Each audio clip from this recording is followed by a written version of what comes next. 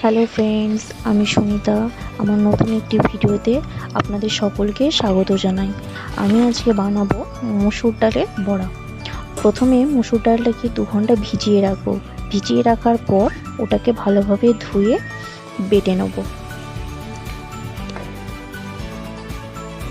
Friends, এটা আমার নতুন ভিডিও, একটা প্রথম আমি বানালাম। সবাই সাপোর্ট করো আমাকে।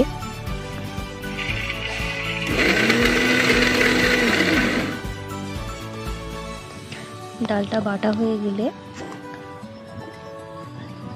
ডালটাতে পরিমাণ মতো নুন, লঙ্কা গুঁড়ো, খাবার সোডা আর সামান্য পেঁয়াজ কুচি দিয়ে ভালোভাবে ওটাকে মেখে নেব। মাখা হয়ে গেলে এদিকে আমি সাইডে কড়াতে তেল গরম করে নিয়েছি।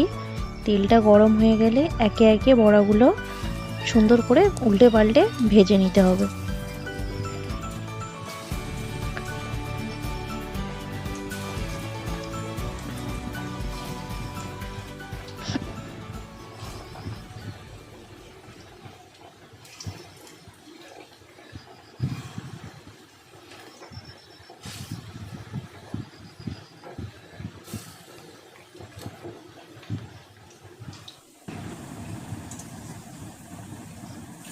ভালোভাবে ভেজে তুলে নেব, তাহলেই আমাদের তৈরি মসুর ডালের বড়া।